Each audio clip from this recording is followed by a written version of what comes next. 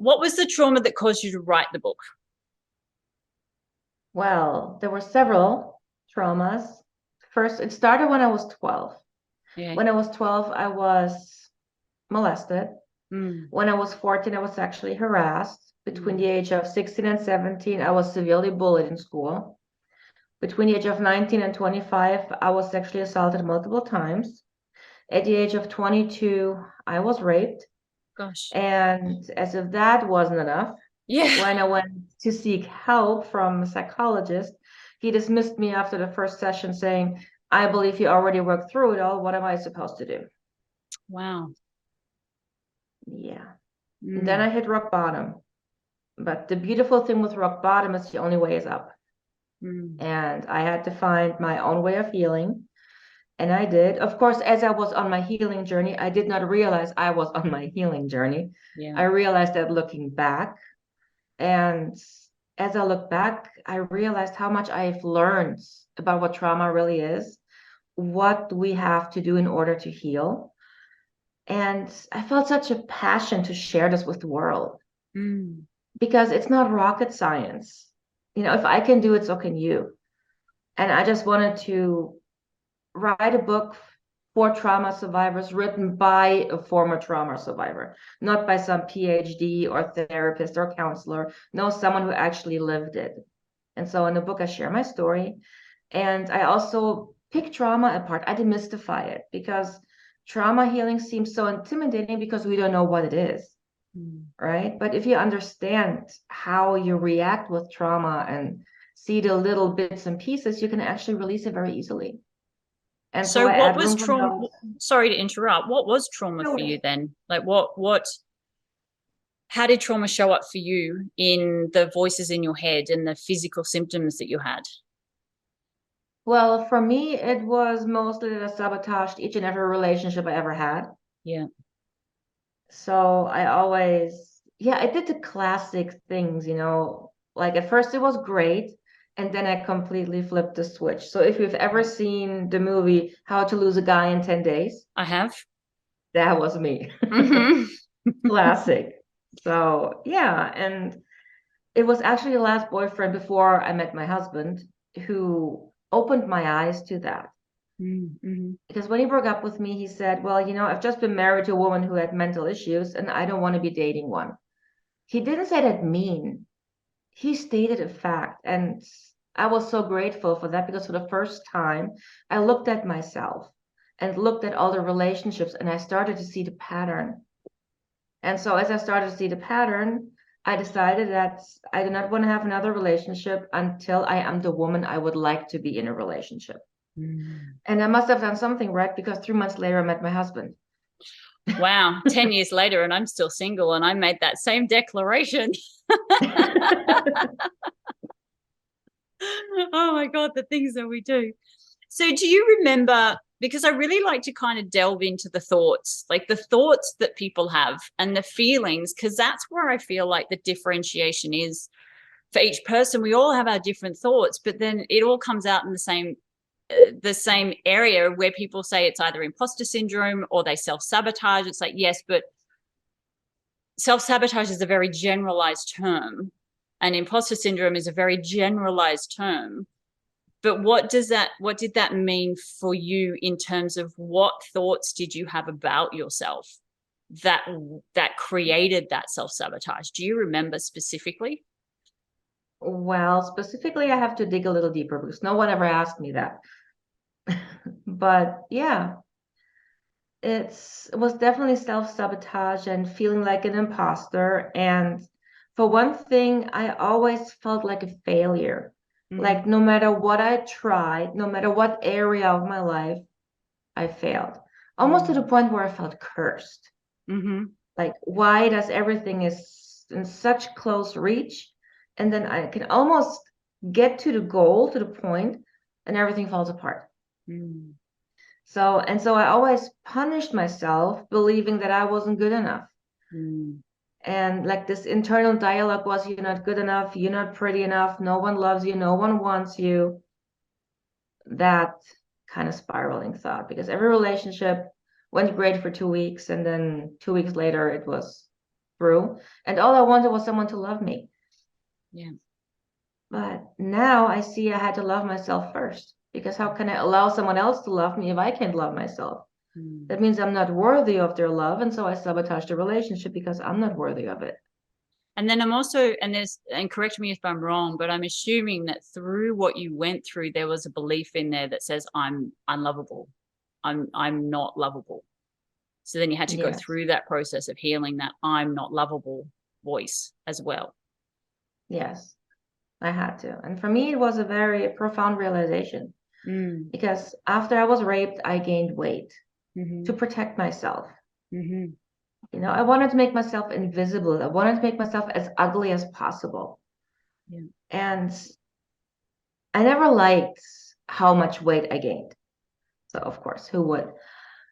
But at the same time, I had trouble letting it go. So whenever I lost some weight, it came right back with a vengeance.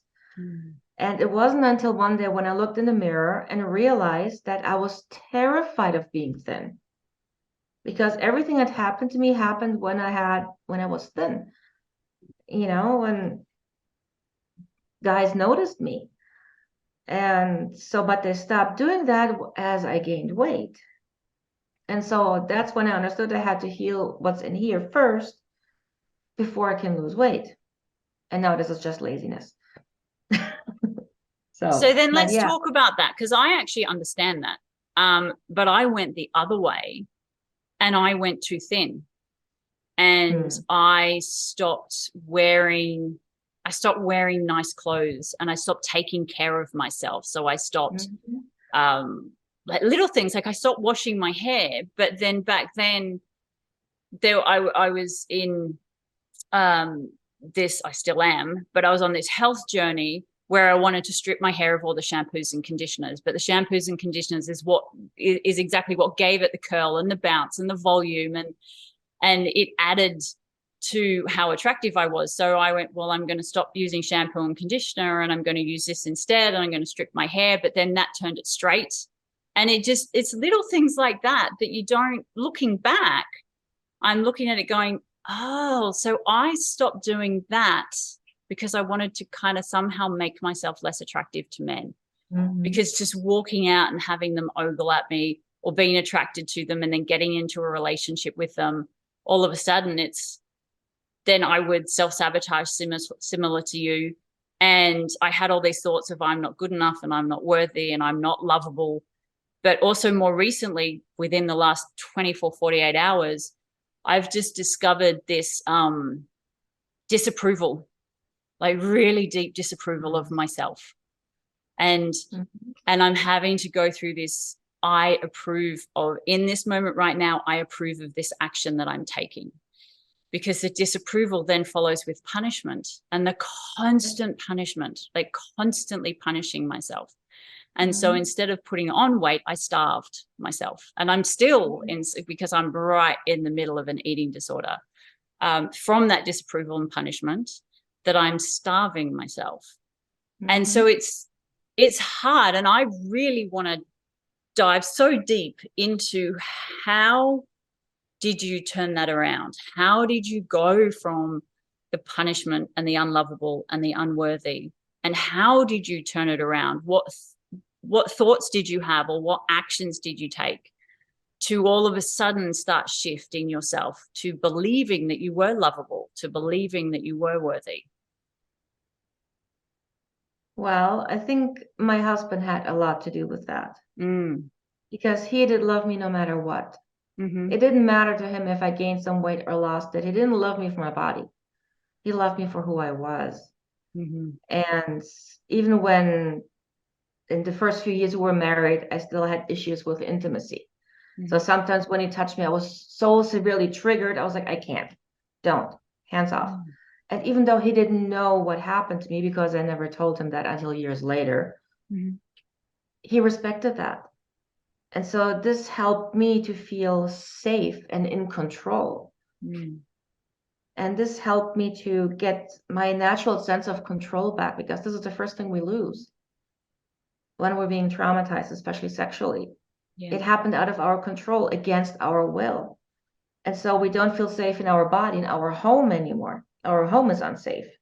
And the body is the only home we'll ever have. Right? So as my husband, without realizing, he did help me heal. And so as I was working through my trauma and I started to realize what I was doing a lot of trigger release for myself, which means I started to notice the patterns when I was being triggered, and I started to question myself, why? Why am I just being triggered? What am I feeling? What is this? And so I started to understand where the triggers are coming from, unraveling my childhood and seeing why this was triggering to me. And the more I realized that, the more I healed. And so the self-love comes automatically. The more you heal you from your trauma, the more the self-love and the courage and the self-respect, everything comes back up because it's still within you. It's just buried. Hmm.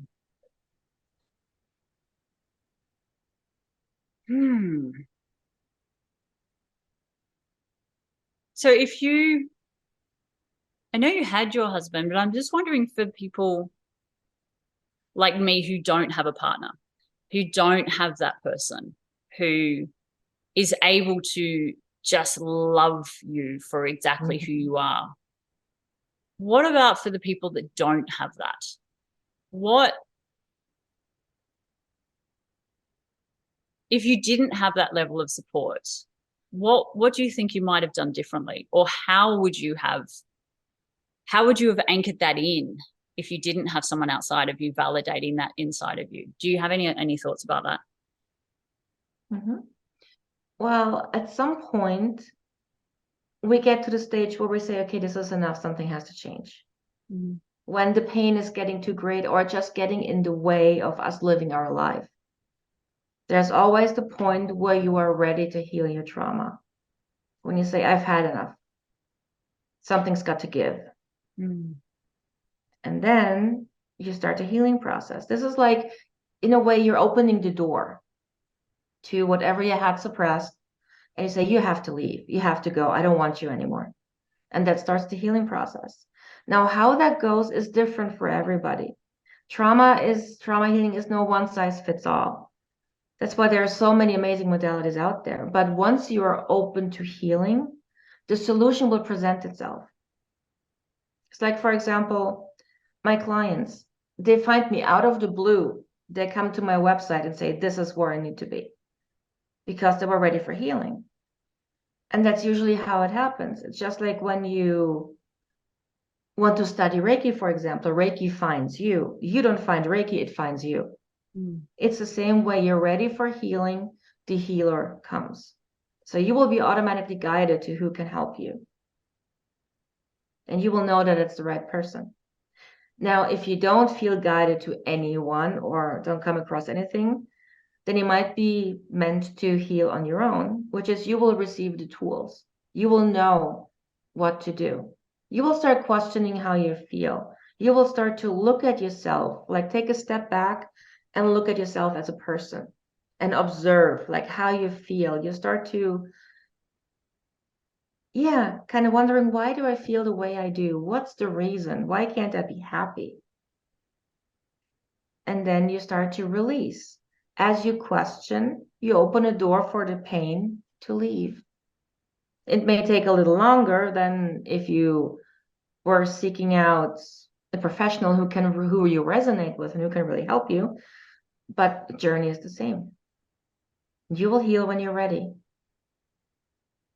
It's just like when you want to quit smoking. You have to be ready and then you can do it. If you try and quit smoking because you think you have to, it's not going to work. You really have to want it. You have to be stronger than your addiction. Mm. You have to want it. And once you want it, you can do it. That's a really good distinction, actually. Um, I kind of relate it to my daughter. That if I try, and I have tried to get her to sit down and learn how to read, because she's kind of around that age bracket. If I try and get her to sit down and do it and she doesn't want to do it, it is so hard. It is such hard work. And I tend to give up. I'm like, no, I'm not forcing you to do something you don't want to do, because there's no point. It's a challenge. But then when she Mm-hmm. comes to me and she's like, I'm ready, can we do some reading? Then all of a sudden we can sit for an hour and there's no Mm-hmm. conflict. There's nothing. And it's so simple and so easy. So I kind of get that if you, but there is kind of, especially now, there wasn't back when I first started doing this work, but now there just seems to be so much pressure for people to deal with their stuff and to find the happiness and to unravel their journey. Because kind of, I think it is for some people turning into a you should be doing this, not an I want to do this. Have you seen that as well? Yes, I have. But with people who say I should do this, it's usually like pulling teeth because Mm. they're battling with themselves. Mm. Trauma is very, I wouldn't say tricky, but it has a mind of its own. Mm-hmm. It's like I have a YouTube channel, and one of the videos I created was Don't Let Trauma Win. Because every time you don't work on yourself, trauma wins. Every day you turn down therapy or help from someone else, trauma wins. Right? So we have to see trauma as a different entity. Mm. It's something that's living within us until we evict it. And not that it is us, it's not. It's just something that was done to us, and the trauma is in a way, the coping, the protective mechanism Mm-hmm. for this to not ever happen again. And yet we never feel safe in our body because the trauma is still there. Mm. So once we understand that, our mindset will shift from I know I should, but I don't really want to. I mean, life is crappy, but it could be worse, right? To say, no, I've had enough. I want something else in my life, and trauma is in the way of it. And I just had this realization because so when you said in the beginning that your husband was your support person and he loved you no matter what, there was this part of me that kind of went, I can't resonate with this. I don't know. I don't know how to resonate with someone that has a supportive Mm. partner because I don't have a supportive partner. Yeah. And so as you've been talking, I've kind of been letting it just ruminate in the back of my brain until something pops up and says, oh, this is why. And I got it from what you shared, because there's so much where I look at people and I find it very hard to follow them because I don't resonate with their situation. Either they have husbands or they have adult kids who have moved out of home, or they've still got parents alive, or they had loving parents. There are so many different ways where it just doesn't resonate. So it's really hard for me to get the messages because I put up this protection Mm-hmm. mechanism that goes, oh, they can't relate to me. So I have to put up a wall and not take in. Well, what I heard that I thought I'd share was that that supportive person doesn't actually have to be a partner. It doesn't have to be a loving mum and dad. It doesn't have to be loving children. It could be anybody.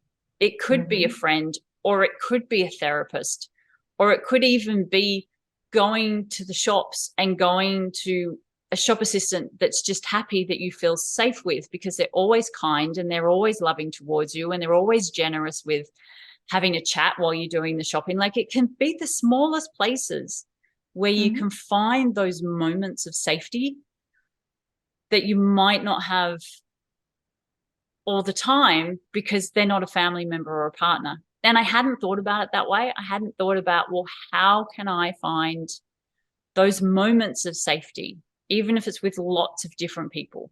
Because those moments don't have to just come from one person. Very true. And I Very thought, wise. oh, I wanted to share that because it, not only for me, but also for anyone listening that might have that same thing that I have of, I can't resonate. It doesn't make sense. Um, but yeah, so I wanted to thank you because I hadn't had that shift in perspective, which is a really You're good shift welcome. in perspective for me. I'm so glad. Yeah. Um, I'm trying to think of which way I want to take this now, because it's like, well, I got the message and now I kind of feel like, that was a really good message. Where else can I go with this? So can you share more about your book? Because I really I love the idea of reading a book where someone who has gone through trauma has shared the story of how they did it. What I'm curious though is what kind of things did you share in there? Because I'm assuming you didn't just say my husband was a support person and then that was it. I'm assuming that there had to have been some unraveling along the way, and then also what you had to do, because even though you had a support person, you still had to have done something to heal your heart, like something to shift yourself from feeling unlovable to feeling lovable. Can you talk more about that? I don't even think I mentioned my husband as a support person. But yeah, I started having compassion for myself. The thing with trauma is it's a prison that we create. We're not allowing ourselves to let it go because we feel if we let it go, the story becomes insignificant and we just can't have that. So we keep ourselves attached to it to keep the story alive so that the severity stays in place. But the only person we punish with this is ourselves. And the thing is, even though we release ourselves from the story, doesn't mean it's less significant, because whatever happened to us is inexcusable. And it will always be inexcusable, but it does not mean we have to force ourselves to suffer through it time and time again in our mind for the rest of our lives. It's not like a badge of honor that we should carry, but sometimes it looks like that because people just refuse to let it go out of fear that it would render the story not important. Or it'll free the other person.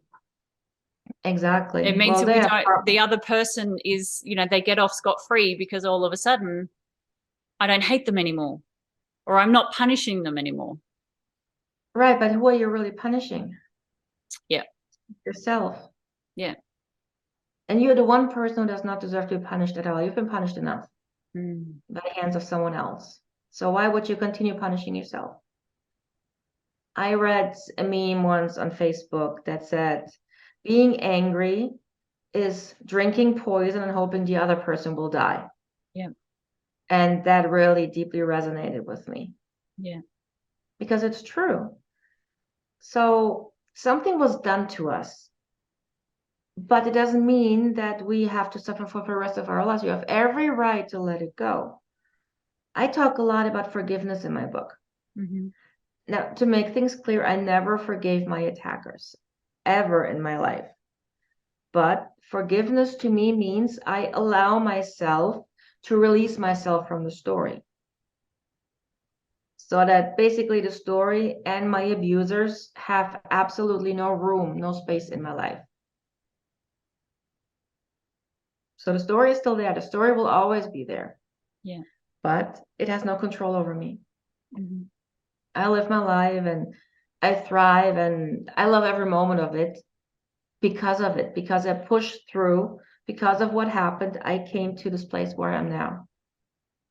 I'm a better person. I'm a stronger person because of what happened and my journey through. And that's more important than holding on to a story. So what did compassion look like for you? Like when you said you had to go into a place of compassion, you also need to go into a place of forgiveness. What does that mean? Like, what did you actually do? Did you have different thoughts? Were you taking different actions? Like, what are the specifics of that? Well, I remember one time I was sitting on my couch in my living room and I was thinking about the story. And I was thinking about vengeance. I mean, we all think about vengeance at one point or another. And I thought about, God, if I could do magic, I would turn him into a frog or something like that. But I was like, but who is this going to help? It's not going to make the story unhappen. And then I started thinking about how I felt about it. And I just felt so angry because they would never have to pay for that. Yeah. And I was thinking about this. And I was like, okay, fine. So they will never pay for it. So why do I have to? And that's when I started to spin the thought, and I started to have, yeah, it was like there were two of me, the traumatized me and the one that was in the healing process. And I looked at traumatized me, bless you. Thank you. I looked at the traumatized me and I just felt so sad for that part of me for still Mm. holding on. And then I was like, why are you holding on to this? What's the purpose? It happened. You can't go back and change it. Let it go. Allow yourself to let go. And that's when I started to have compassion for myself, for the way I was hurting. I started to love myself for the pain. I started to see that the gap that I tried to fill with all those relationships that broke apart was someone to love, but I was the one who wasn't allowing the love. And so this is how the compassion within me started, that I started to see myself in a different way.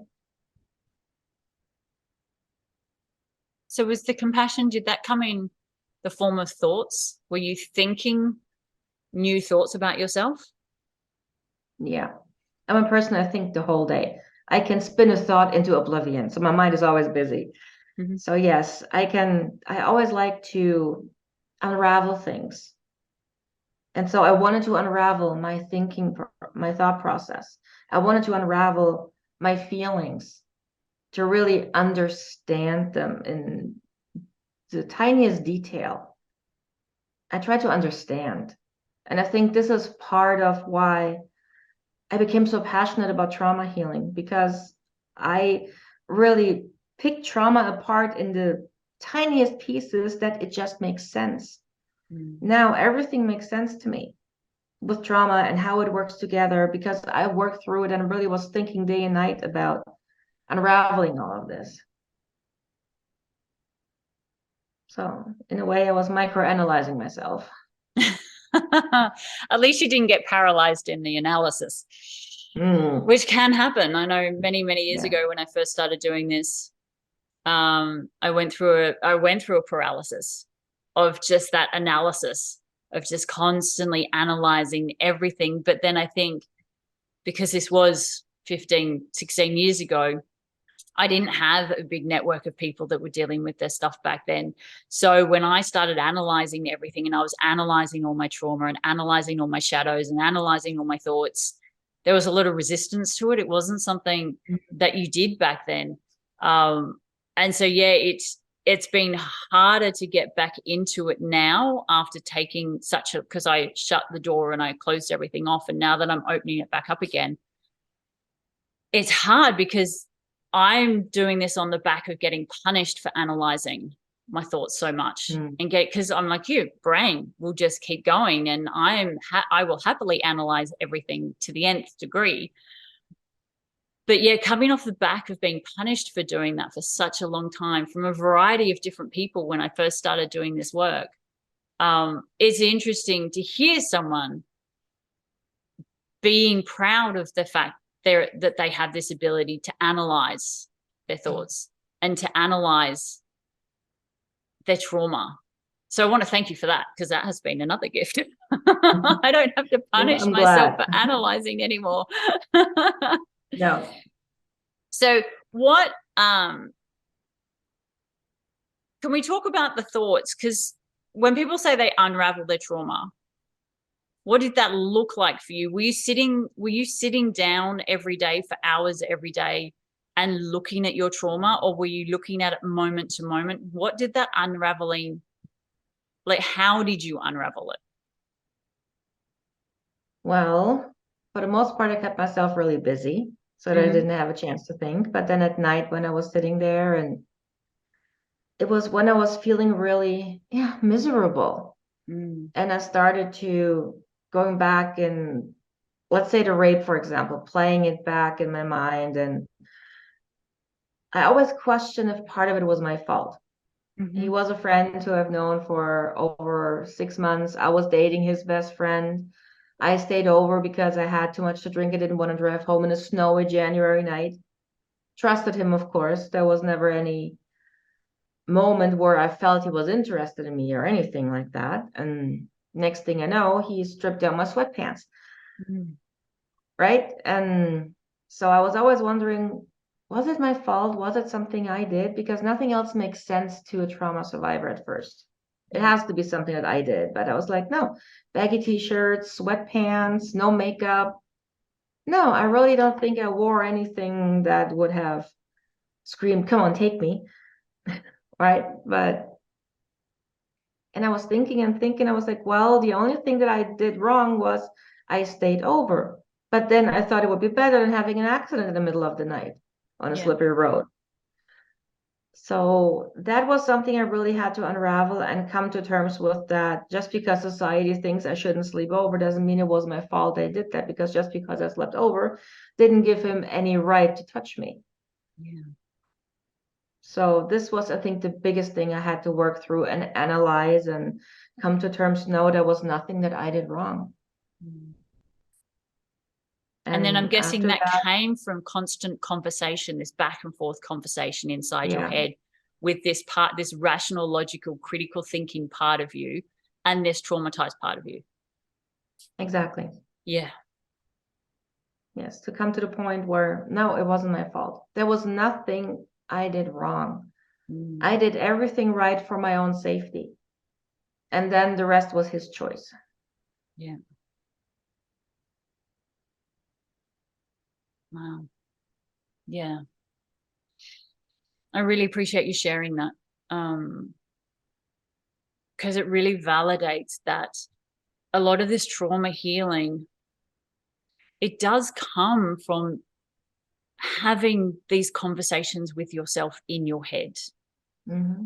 And when I look at, when I kind of look around and people say, I healed my trauma and I unraveled, it's like, yes, but what are the specifics? Like, how did you read a book? Did you watch a YouTube channel? But what I hadn't heard, and I appreciate you really, I know it might not seem like much to you, but for me, it's like, this is a big moment to go, yes, I had to have conversations in my head with myself.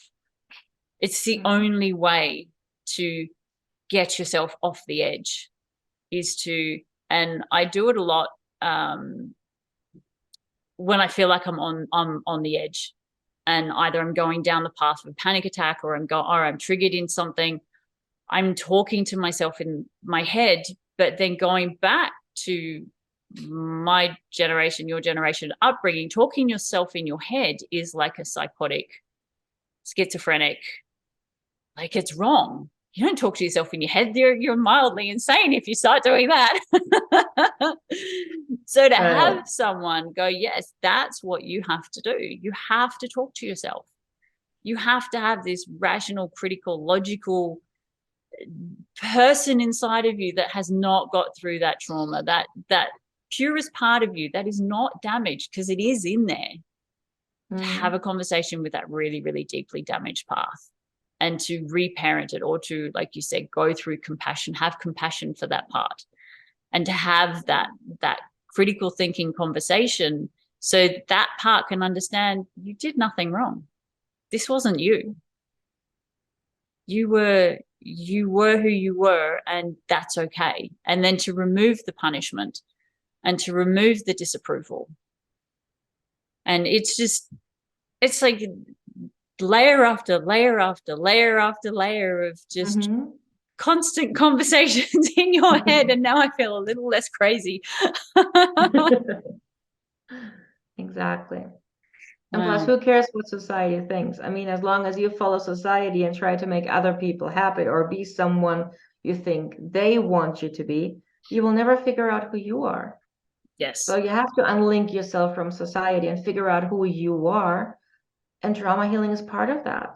Yeah. And then you go back into society knowing exactly who you are. And society is like, whoa, who's that person? Yeah. Because then you're the trendsetter. Yeah. Which is exactly what I'm trying to do now, because I spent a lot of time through my trauma trying to live in a box, So everybody around me would go, oh yeah, okay, you're in the same box as us. Good job. Well done. Like that constant seeking for validation and that constant seeking for approval and that constant seeking for love. And knowing that I've constantly got like a finger out or I've got a foot out. And I know the people can see that I've got a finger out and a foot out because I don't fit in the box. And then every now and then I'll get someone will whack me because I've just slightly stepped too far out of my box. So then I get back in again. And now that my mum and my dad have both passed away, there's like this essence of freedom that the two people that I wanted validation from the most, they're not here anymore. And nobody else is relevant. I don't need anyone else's validation and they're not here. So now maybe I can become more of me. And it's kind of disappearing a little bit from society to kind of build yourself that platform again. Because I'm sure, as you know, with the trauma that you went through, you do kind of lose like parts of who you are. And you start to question, like, if I was this person and all of this happened to me, then maybe I shouldn't be who I am anymore. But then if I don't be who I am, then who am I? Yeah. Yeah, that's a question where every trauma survivors come to. Yeah. Yeah, that who am I? And also who am I without the trauma? Or who am I without the stories that creates the trauma? And how did you unravel that part in yourself? That because for you, obviously the abuse happened for what, 10 years, over a 10 to 12-year period. That's a big chunk of time, especially when you're a teenage girl growing up with that. That's like the epitome of when you really start to create your identity. What did that look like for you, unraveling that identity and not identifying with that person anymore? Well, one thing that I've noticed for the past 10, 15 years is that I want to dress like a 20-something-year-old. I want to dress like a teenager, go out and have fun, because I was hiding away in those years. When everybody else went out partying, I was at home hiding. Yeah. And so I feel like I haven't lived this time, so I want to catch up. So, but now with 48, I mean, it's like slippery slope. Yeah. But the feeling is there, like, I don't feel much older than late 20s, early 30s. That's how I feel. Right? And it shows that usually you say you stop aging or feel older from the time you were traumatized. That's when you stop. Yeah. And then as you heal from the trauma, you still feel this old, as if this gap when you were living with trauma never happened. Like this was cut out of your life. And so this is a very interesting phase for me to get through. At the same time, it's fascinating, when you take a step back and look at all of this. Like, how do you feel now? How do you used to feel? Do you feel like you missed out on something? I don't think so. But there are things that I want to experience that I feel like I could have missed out on. Yeah. I don't know where I was going with this. No, but for me, unraveling and seeing the differences between the traumatized me and the healed me really helped me understand myself. And the more I healed, the more I became myself. It's like you can only be traumatized when you don't know who you are. So in a way, it's a rite of passage. Because once you heal, you fight for yourself. You fight for your sanity. You fight for your freedom from your thoughts, from your pain. And with that, every step you take gets you closer to who you are. And once you know who you are, you're fully reconnected body and soul. You're standing in your power. You're your true, authentic self. No one can take this from you. It will be so difficult to re-traumatize you after you healed your trauma. Yeah. And so this is a road, it's a road worth taking. I've noticed that actually just this morning with the disapproval, because I just had a situation where somebody who actually is staying here, she's consistently disapproved of the choices that I've made. And I know it sounds weird, but I've made a lot of chicken coops. And every time I ask if I can get some help to make another chicken coop, there's disapproval there. Like, she virulently disapproves of me making more chicken coops for my chickens. And yesterday it all just came out because I needed some help to do something, and she came up. And then she said, I'm just going to say it. I thought, you knew you were going to say something wrong, but she said, I'm just going to say it. And then she did. She just shared with me her virulent disapproval of me making another chicken coop. And I just all came out. And through that all coming out, I sat and I looked and I went, okay, why? Why does this keep happening? I went, oh, what's the main theme here? The main theme is the disapproval. Okay, so where am I disapproving of myself? And then that's where I dove into that and went, oh, I get it. It's the disapproval and the punishment. But the outcome from that is I was walking from the bathroom to the bedroom, and this feeling popped right down into my heart and said, no one can ever disapprove of me again, ever. That's powerful. And I was like, wow, it was this really deep, wow, no one can ever disapprove of me again. And there's so much power in that moment. And that's where I get what you share is no one can ever do that to you again. And it's either because you've owned a part of you that you didn't own before, that you now know you can stand up and go, I'm out of here. I know how to protect myself. I can respond differently. Whatever the external reaction is, there's just such this deep power that once you heal that wound, there's such a deep knowing that no one's ever going to do that to you again. Mm-hmm. And I feel that. Like, I feel that. And I haven't felt that before, but I feel that. And when you shared that, I thought, I get that, which is, it's such an amazing feeling. And I guess that's when you know you've healed a part, is you have this absolute knowing that either no one can ever do that to you again, or you have this absolute knowing that I don't have to do that to myself again. Mm-hmm. Oh, what a gift. Healing truly is a gift. It really is. It creates this that banging of my daughter's footsteps. She's running into the bedroom. She came out to get some food.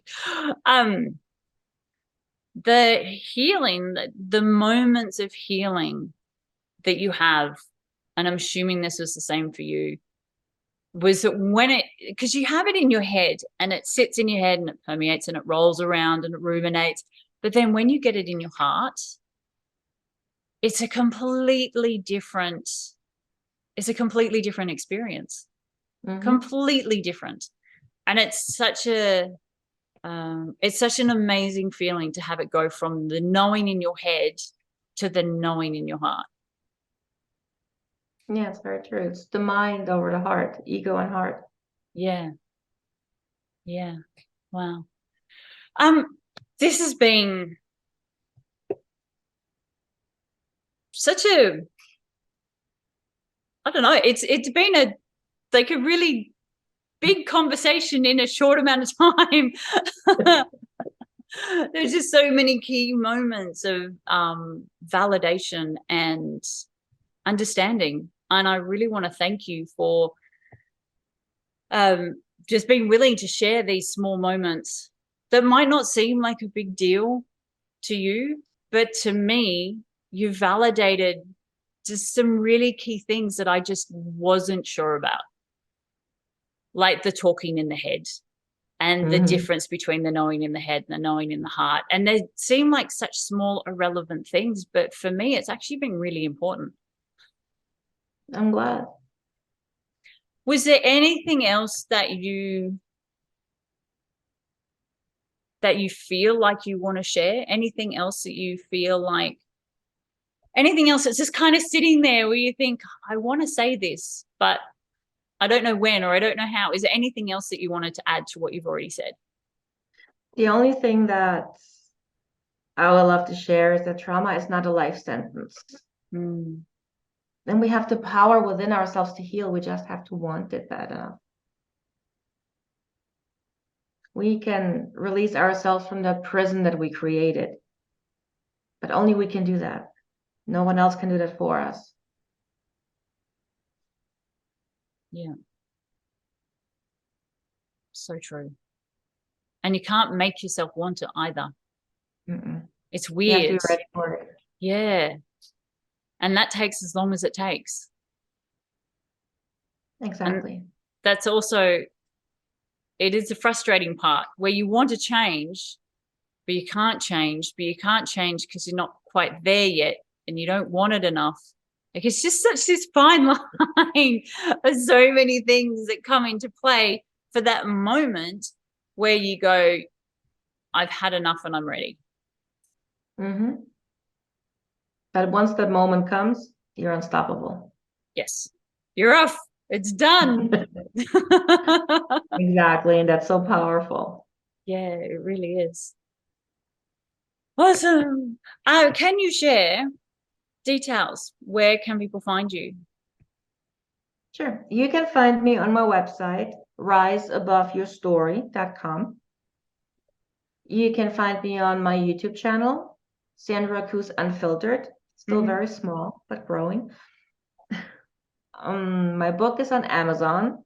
It's called Journey to Yourself, How to Heal from Trauma. And other than that, you can find me either under Sandra Cooze if you Google me, or Rise Above Your Story on Facebook, Twitter, LinkedIn. Not so Awesome. much Instagram. Thank you. And I will stick all of those links below too in the description. Perfect. Thank you. Thank you. Thanks for watching this episode. You can find out more about the guest today by clicking the description below and checking out all of the links and all of the information. Do make sure you go and check them out if you enjoyed this episode. Every guest we have has been amazing, and I feel so honored and so gifted that they are sharing so much amazingly beautiful content with me. So do make sure that you go and check them out. And if they have a YouTube channel, like and subscribe. They're sharing amazing information. Remember to like and subscribe to this channel as well. I would greatly appreciate it. What else? Oh, you can go to the lovecreatesfreedom.com website, which will take you to a Facebook group, and that Facebook group, you can join the community. Come on board. I am doing some free mentoring. I am sharing more of my stuff. I share snippets of information, that maybe lessons and learnings that I've had that I don't usually share anywhere else. So please come along, and thank you. I hope you enjoyed this show. Oh, and remember, you are truly appreciated.